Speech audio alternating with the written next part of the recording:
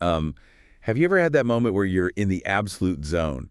You're typing away, your thoughts are just flowing perfectly, and then you I just, hit a complete wall. yes, you need to open a specific folder, or you forget the keyboard command to build some text, or you find yourself digging through like 3 layers of menus just to find that one file you use every single day. It is exactly the digital equivalent of tripping over your own shoelaces. Right. You have to literally lift your hand off the keyboard, grab the mouse, drag the cursor across the screen, click, click, click, and by the time you're done with all that beautiful flow state, it's just gone. Poof. It is incredibly frustrating. Well, psychologists actually have a term for this. It's called cognitive friction. Cognitive friction. Yeah, it's that tiny, almost imperceptible resistance that happens every single time your tools don't quite work the way your brain does. And I mean, while a few seconds here and there doesn't sound like much on its own, cumulatively, it is a massive drain on our mental energy. It's honestly like trying to run a marathon in flip-flops. That is a painfully accurate image. Well, today we are going to war against cognitive friction. We're doing a deep dive into a really fascinating set of custom tools built on something called AutoHotkey. Specifically, we're looking at 2 tools from our source material named Beacon and Wayfinder. And what's really interesting here is that we aren't just talking about software utilities. We're really talking about a philosophy of computing today. It's about accessibility. It's about efficiency. It is about turning your operating system from something you just sort of passively tolerate into a personalized environment that actually works for you. It's like a shortcut to being well-informed about your own computer, if you will. Yeah.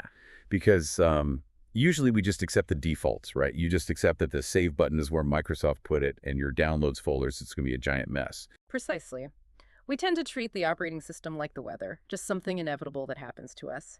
But these tools completely flip that script. Now, just to set the stage, technically, before we jump into the deep end here, these tools run on AutoHotkey V2, which is a free scripting engine for Windows. But, we're not going to get bogged down in the code today. We really want to focus on the experience of using these tools and the underlying mission of why they were built. Right, absolutely. So let's start with the first tool in this stack, Beacon. The documentation describes it as a keyboard shortcut reference system. But, I mean, that sounds a little dry Yeah. to me, reading through the sources. It feels more like having a cheat sheet that is magically glued to the inside of your eyelids. That is quite a vivid image, but it's very accurate. Okay. Beacon is designed to solve a very specific problem, which is the memory gap.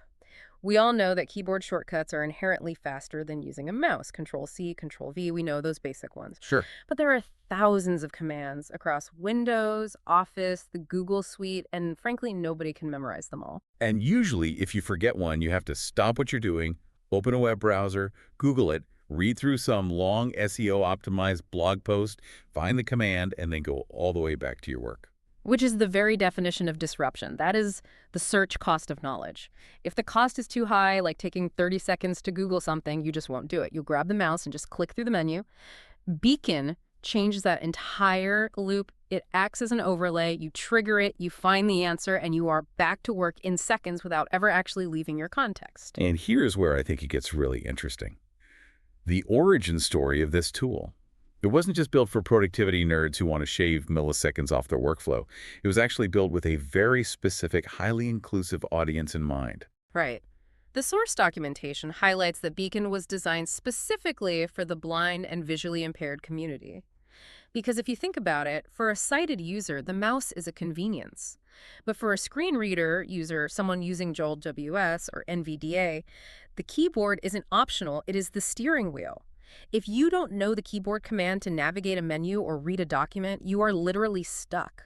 I really hadn't thought about that. If I forget a shortcut, I just sigh and I grab the mouse. Yeah. If a blind user forgets a shortcut, the computer basically becomes a brick until they find the answer. Exactly. And Googling that answer is incredibly slow and disruptive when you're relying on a screen reader.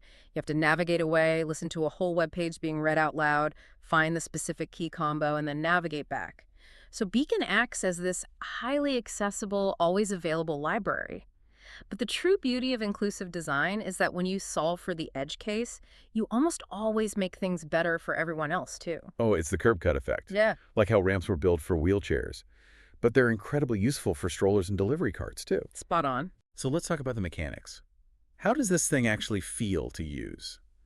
Because if it's clunky, I mean, nobody's going to use it. Simplicity is really the key here. The default trigger for Beacon is the backtick key plus the number 1. Okay, let's unpack that because I always forget where the backtick is. I feel like it's the appendix of the keyboard. It is that often ignored key in the top left corner of your keyboard. It's usually right next to the 1 key and right above the tab key. It shares space with the tilde symbol, that little squiggly line. Got it. So backtick +1. You press that, and a menu appears right in the center of the screen. And this is crucial to the design. You do not need a mouse to use it. You navigate entirely with the up and down arrows, you select your topic with Enter, and you just go back with Escape. It is purely keyboard-driven. And the library of shortcuts included is just massive. I was looking through the source material, and it's not just basic stuff like how to copy and paste. No, it is extremely comprehensive. It covers the entire Microsoft Office suite, so Word, Excel, Outlook. But it also covers the online versions of those apps, which often actually have completely different shortcuts than the desktop versions. It covers the Google suite, multimedia apps like YouTube and VLC, and even heavy assisting tools like PowerShell. And it even has guides for the accessibility tools themselves, right? Like shortcuts for the Windows Magnifier or JWS. Yes, which creates this amazing meta layer of helpfulness. If you are actively learning how to use a screen reader, you can actually use Beacon to look up the commands for that screen reader while you are using it. I also noticed a really cool detail about the visual design. The documentation mentions something called dark mode sync. This is a fantastic example of AHA design. Beacon basically detects if your Windows system is set to light or dark mode, and it automatically adjusts its own color scheme to match perfectly.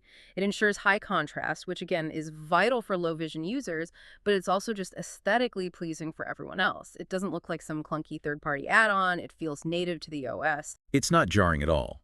Because there is nothing worse than working in a dark room, hitting a button, and just getting absolutely blinded by a bright white pop-up window. Exactly. And the text fields within Beacon are read-only. That's a built-in safety feature. You can't accidentally delete your reference guide while you're in the middle of reading it. It's a small detail, but it entirely prevents user error. So zooming out just a bit, why does this actually matter? We talked about cognitive friction earlier, but is looking up a keyboard shortcut really that big of a deal in the grand scheme of things? It is, and it's because of something called the snowball effect. When learning is hard or annoying, we just stop doing it. If looking up a shortcut takes 2 minutes of Googling, you just won't do it. You will keep using the mouse. But if looking it up takes 3 seconds completely inside Beacon, you'll actually do it. You learn one shortcut, then you learn another. And suddenly, 6 months later, you're flying through your computer without ever touching the mouse, and you don't even really realize how you got there. Exactly. It completely lowers the barrier to entry for becoming a power user. It basically removes the punishment for forgetting. I love that phrase. Removes the punishment for forgetting. That is a really great way to put it. Okay, so Beacon helps us master the software we already have. But the second tool in this stack, Wayfinder, that one seems to be much more about building something entirely new. Right. If Beacon is the reference librarian, Wayfinder is your personal executive assistant. Or maybe even better, the architect of your digital office space. The sources describe Wayfinder as a personalized launcher. It sits quietly in your system tray and creates a custom pop-up menu. Now, I've used launchers before. I use the Windows key all the time to search for apps. How is Wayfinder fundamentally different from that? Most built-in launchers are essentially just search bars. You type Chrome, it finds Chrome. Wayfinder is a curated menu. The default hotkey to trigger it is Windows plus space. And the primary goal is to solve the universal problem of desktop clutter and buried bookmarks. I mean, we all have that problem. Icons scattered everywhere or bookmarks hidden in nested browser folders we never actually open. Oh, I'm definitely guilty of the desktop graveyard. I have files sitting there from like 2019 that I am way too scared to delete, but I literally never open. Exactly. Wayfinder lets you bypass the File Explorer entirely. You curate a specific list of exactly what you need on a daily basis. The source material breaks it down into 6 specific types of items you can add to your menu. The first 2 are pretty basic, just folders and files. Pretty standard stuff, just instant access to your current projects folder, or maybe that one specific spreadsheet you have to update every single morning. Right. Then you have websites, which are just direct links to URLs. But then we get into the features that really make Wayfinder unique. The third type of item is email shortcuts. Now, this one blew my mind a little bit when I was reading it. It's not just opening your email inbox, right? No, not at all. You can configure a specific item in the Wayfinder menu that, when you click it, opens a brand new email with the recipient, the subject line, and the body text already completely filled in. That is genius. I mean, think about the weekly status report you have to send or the invoice-attached email you send 50 times a month. It automates the absolute repetitive drudgery of office work. Think about the mental load of that task normally. You have to open Outlook, click New Message, type the recipient's name, and hope you don't accidentally autocomplete the wrong David, type the subject line. It's just tedious. With Wayfinder, you click one single button that says Send Invoice. The window pops up, fully populated. You attach the file, you hit Send. Done. It saves maybe, what, 30 seconds? But if you do that 10 times a day, it adds up fast. And honestly, it reduces errors. You aren't going to make a typo in the project line if it's already pre-programmed. Exactly. Then the fourth item type is Notes. Is this like a full Evernote replacement or something? No, it acts more like a scratch pad. It's designed for parking temporary information. You know when you're on a phone call and someone rattles off a long confirmation number and you're frantically scrambling for a Post-it note? Every single time. And then I inevitably lose the Post-it note 10 minutes later. Right. So with Wayfinder, you just open the menu, click your scratch pad note, and type it right there. It acts as a digital sticky note that never gets lost under your keyboard. It's ephemeral, but it's persistent enough to be actually useful throughout your day. And the last item type mentioned in the outline was keystroke sequences. This one sounds a little bit more technical. It's essentially a built-in macro feature. You can record a specific sequence of keys, say pressing Control-K, typing a specific phrase, and hitting Enter, and you save that exact sequence as a single menu item. When you click it, Wayfinder just plays back those keystrokes instantly. So if you have a really complex login process or a very specific way you always format a block of code, you can just automate that whole thing. Exactly. It allows you to basically script your own interactions with other pieces of software. It is all about taking those repetitive multi-step actions and turning them into single clicks. Now here is where it gets really interesting to me. The outline mentions a feature called context awareness. And honestly, reading about this, it sounds a bit like magic. This is arguably the most powerful feature of Wayfinder. It is actually smart enough to know where you are. Meaning what, exactly? Meaning the menu dynamically changes based on which application is currently active on your screen. If you are actively working in a code editor and you hit Windows plus space, Wayfinder knows that and shows you a menu full of your coding tools and code snippets. Okay, wow. But if you switch over to your web browser and hit the exact same hotkey Windows plus space, the menu completely changes. Now it only shows your web bookmarks and browser tools. That is incredibly slick. It's like the tool is adapting to your current mindset. It even goes a level deeper than that. It can detect specific domains within a browser. So if you're on GitHub, you get one specific menu. If you switch tabs to Google Docs, you get a completely different menu. So it's not just a long static list. It's a dynamic tool built that literally hands you the right wrench exactly when you're looking at the engine. That is a perfect analogy. It massively reduces visual noise. You don't need to see your Spotify playlists when you're trying to debug a complex script. Wayfinder hides the irrelevant stuff so you can maintain focus on the exact task at hand. It creates a sort of focus tunnel tailored entirely to what you are doing right in that moment. There's one more feature in Wayfinder I definitely wanted to touch on today, and that's auto strings. Ah, yes. This is the built-in text expansion feature. I use text expanders all the time, but for you listening who might not know, what exactly are we talking about here? It is the ability to type a very short abbreviation, a trigger word, and have the system automatically expand it into a full phrase or even a full paragraph. For example, you could easily set it up so that when you just type BTW, it automatically replaces it with the words, by the way. Or you could use it for a complex email signature. Exactly. You could type out my SIG, and it instantly dumps your entire professional sign-off, complete with your phone number and web links, right into the document. Again, it's all about reducing keystrokes. Why type 50 characters when you can type 4? I actually use a tool like this for my home address. I absolutely hate typing my address into endless web forms. I just type address and boom, it fills the whole thing in for me. That is the classic use case. It is the absolute lowest hanging fruit for daily productivity. And organization-wise, this menu doesn't just become one giant, overwhelming scroll list, right? No, the system uses categories to keep everything clean and manageable. You can group your items into logical submenus. And of course, you can set the whole tool to launch at startup so it's always running quietly in the background, ready to go whenever you are. So we've got Beacon for learning the shortcuts, and we have Wayfinder for creating your own personalized workflow. But let's circle back to the tech stack for just a second. We mentioned AutoHotkey at the very beginning. Is this stuff difficult to set up? Do you need a degree in computer science to make this work? Not at all. And that is truly the beauty of this specific stack. It is incredibly lightweight. The installation process is essentially just installing AutoHotkey V2, which is a standard easy installer dash, and then you just place the script files in a folder. So you don't have to compile complex code or run a bunch of command line stuff. No, not at all. You literally just double-click the file, and a little green H icon appears in your system tray. And because they are just scripts, they are completely transparent. You can open them up in Notepad and look at the raw code if you want to, but you absolutely don't have to.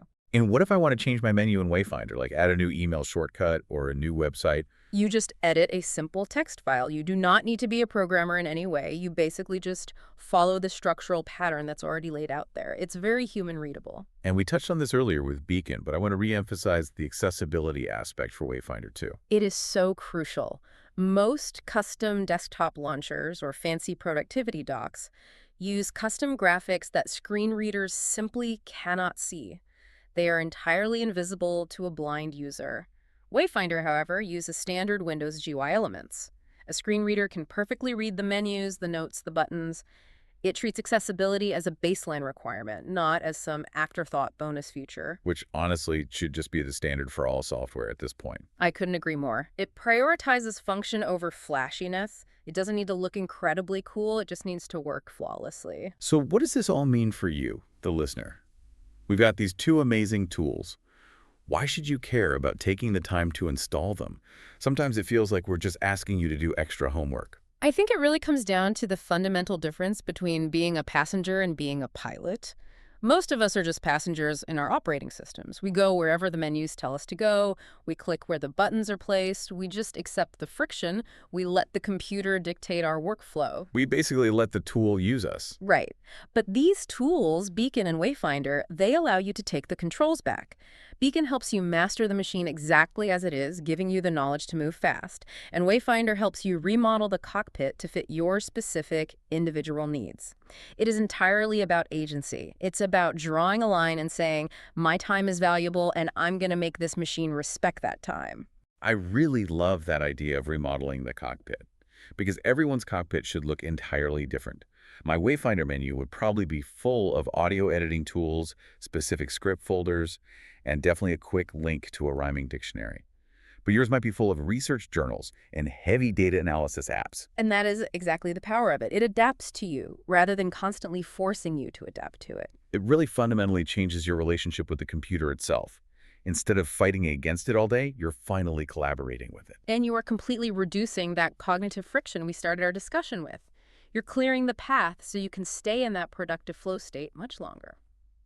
There's a real economic argument here, too. Have you ever seen the XKCD automation curve? If you spend 10 seconds doing a repetitive task, but you do it 50 times a day, automating that task actually saves you days of your life over the course of a single year. Days of your life. That really puts it into stark perspective. It's not about being lazy at all. It's about being relentlessly efficient with your limited time on this planet. Well, this has been a truly fascinating look into how just a little bit of automation and a very thoughtful approach to interface design can completely transform your day-to-day work experience. It really can make a night and day difference. Before we sign off today, I want to leave you, the listener, with a specific thought to mull over. We talked a lot about email templates and automating shortcuts. I want you to mentally review your workday yesterday. Yes, here is the challenge. If you could press a single button to automate the most annoying, repetitive 10 seconds of your day, what exact task would vanish? Would it be logging into that one incredibly clunky corporate website? Or maybe pasting that exact same reply to a client for the 5th time? Or even just arranging your windows just so every morning? Identify that specific 10 seconds, because once you identify it, you will realize you don't actually have to do it manually anymore. Tools like this exist out there to make it vanish completely. You just have to make the decision to build the button. That is the mindset we want to leave you with. Be the pilot, not the passenger. Thanks for taking this deep dive with us today. Always a pleasure to be here. We'll catch you on the next one. Keep optimizing.